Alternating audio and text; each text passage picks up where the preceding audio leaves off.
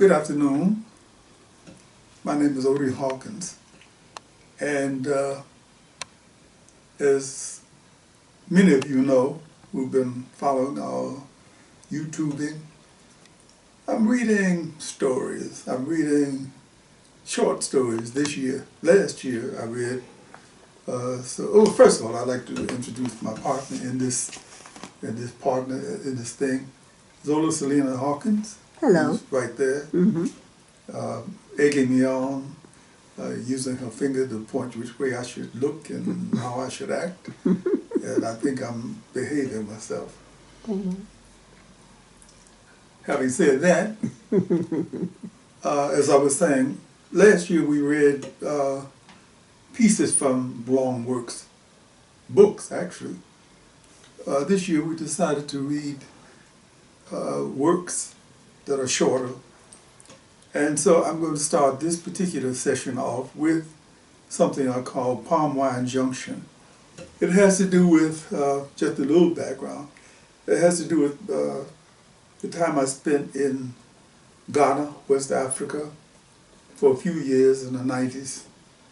And the kind of things that went on that happened to an African American who was sort of wide open to, well, whatever came along. And I think I really gained, when I talk to people these days who go in groups, I don't have anything against that, but I would always prefer being alone or with my wife. We went to 2013, 2014. I had a beautiful time. I think maybe two might be enough when it becomes a foursome or a sixsome or whatever it is. You don't have the same experience. In this case, I'm going back to an experience I had alone. I went to Ghana in 1992 and had a number of very interesting things happen. One of them that I had happen was malaria. Mm. For those of you who've never had malaria, I would suggest that you not run out and try to get any malaria real soon, because it's a dreadful kind of thing to happen. But don't let me tell you about it. Let me read something to you about what I went through. It's a long, short story, and I'm going to read part of it today and part of it tomorrow. The hallucinogens that aura cerebral malaria had flooded my senses so completely, I felt at ease with every manifestation of anything, physically and spiritually. Physically, sometimes, I was able to trace the nebulous flow of the mosquito vomit into my body if I lay very quietly and didn't fight the infection. Spiritually, ethereally, when it was there in force, I was taken out. In the Eric Dolphy, John Coltrane, Don Cherry sense of the word, I was taken out.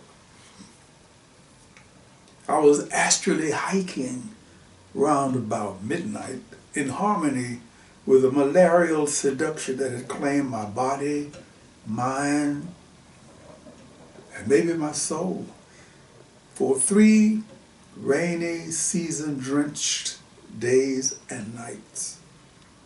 I had taken the fluoroquine and the chloroquine and the yo-yo-quine, and they had fought the monster gargoyles to an impasse. I found myself asking myself, or itself, or whichever self was responsible, are the European gargoyles the same in Africa? Are there African gargoyles? Those kind of questions. Abnormal responses to the perceived peck of a giant insect at the door. Trace elements of time spent in the presence of Dizzy Gillespie at the Sutherland, Miles at the Sutherland, Horace Silvers at the Brown Shoe in Old Town, Prata with Jada and later with Mungo Francisco Aguabella and Carlos Petato Valdez, everywhere. Why was I having malaria in Africa, in the Labadi section of Accra, in Ghana, in West Africa? No simple answers here, pal. I turned to stare at the young chocolate lady at my side. How could you be so old at 30? So old. Sometimes I felt like a 50-year-old teenager talking to my grandmother, Grace, my introduction to the pre-literate world, the place of alternative understanding and healing, the place that was there before the visionaries in the West began to treat symptoms. We'll struggle to find out the causes someday. We shall overcome someday. The rain had become more than rain. After 3 days of something like celestial puking, it became quite easy to think of this rain as something else. Was it the punishment that the sinners had brought down on us? Was it what we deserved? Was it too much? Most of us thought it was too much. But I didn't know that at the time. I don't honestly know what I knew at that time. I did know, as Grace wrote it, that it wasn't something we would know, spelled N-O. For hours the rain pounded our corrugated roof with concrete blows. I went to sleep under the influence of the thudding. In the first dream I was seeing and feeling all of the beautifully good things that an African American possibly feel about being in Ghana, in Africa. For the first time in my life, in generations, I was surrounded by people who didn't hate me because of my race. I'm sure even with the disturbing stabs of ice-hot shards into my spinal column, that I smiled at the thought dream of being back in my ancestral home. Midway into the second dream, a cozy affair lined with shimmering gold walls, I reached for the floor, a languid movement made to ward off the heat that was threatening to melt the gold walls around me. The heat, the fever was suddenly extinguished. Like a burning stick plunged into a bucket of water, suddenly the mad hot atmosphere in my body had become cool. My arm hanging over the side of the bed seemed to be a thermometer registering the too cool. I turned on my side to look at what was making my body feel so cool. The floor looked like a glistening lake in the pale light filtering through a half-blinded window. We staggered out of bed as though we had rehearsed the scenario a dozen times. The foam rubber mattress rested on a wooden frame that I had built for my bad back. We found some rope to cinch the rolled up mattress. I pulled a pair of khakis that were already soaked, and she pulled a large t-shirt over her head, and we both climbed onto the table in the other room. The water was calmly rising to our waists.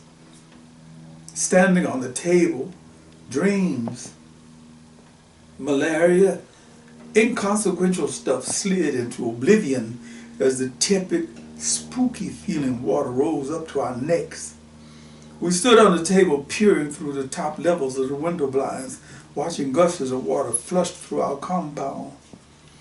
Hours passed as we stared out of the window quietly, passively waiting to be drowned.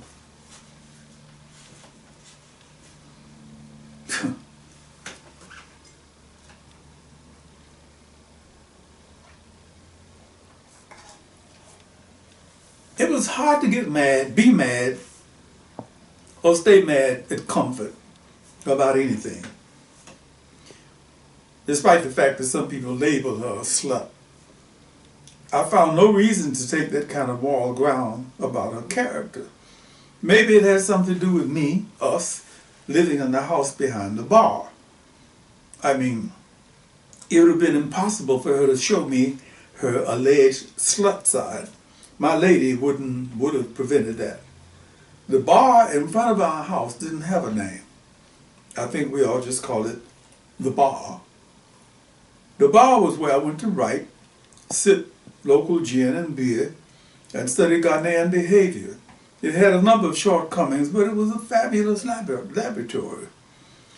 There was the main road just up a slight hill where all of Ghana passed, at least once a day.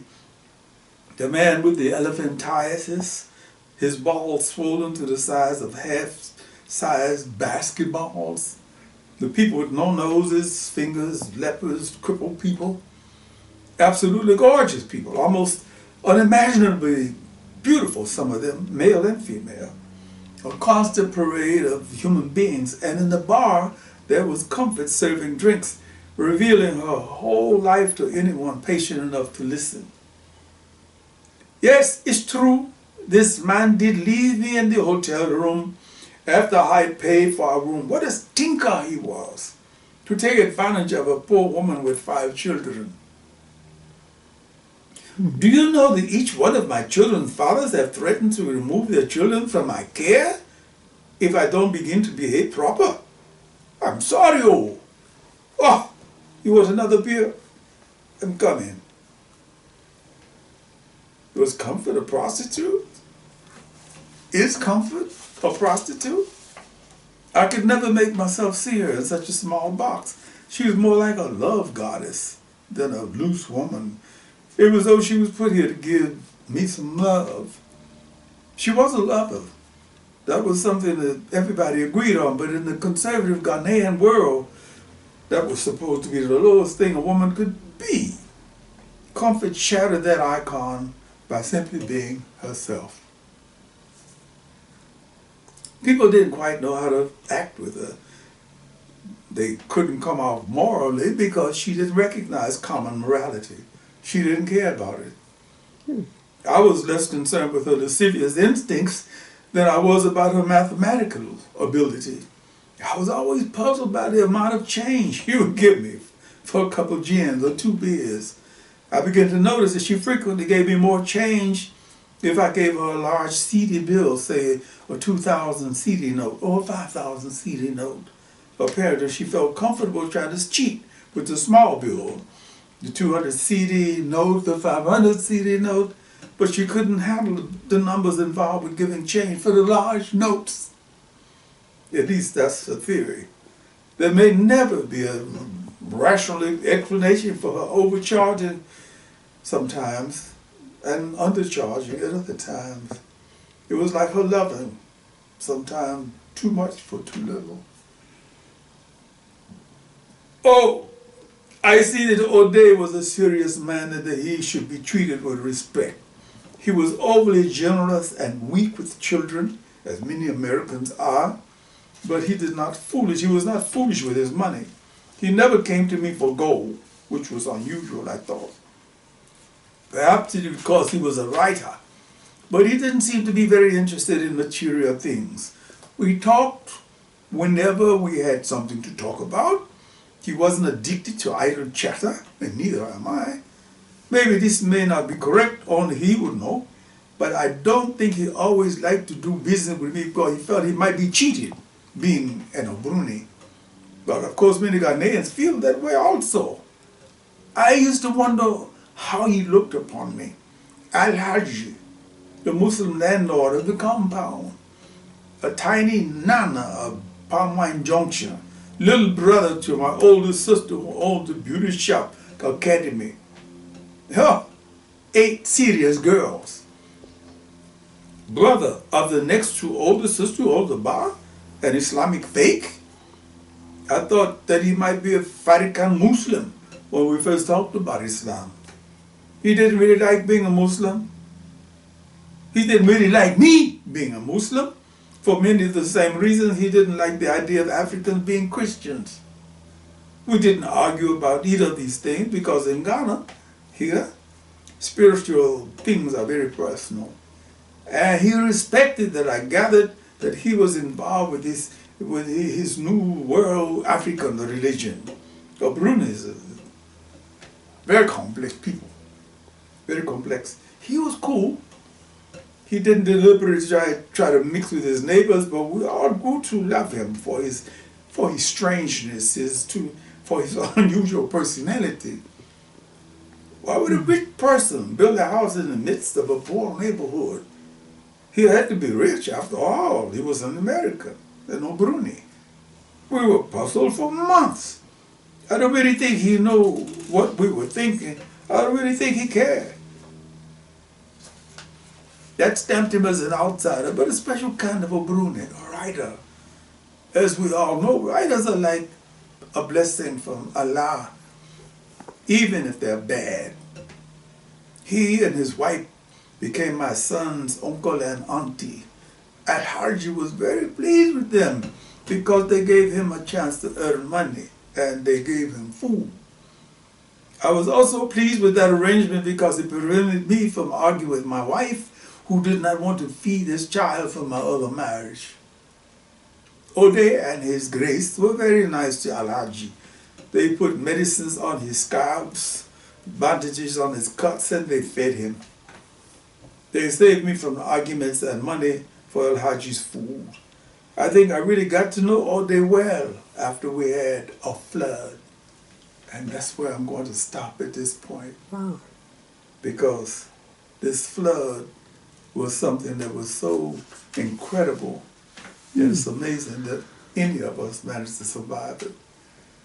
The rains have been going on and on and on. I think it was probably one of the earliest examples of global warming because people were saying things like, it always rained in the rainy season, but not like this. Wow.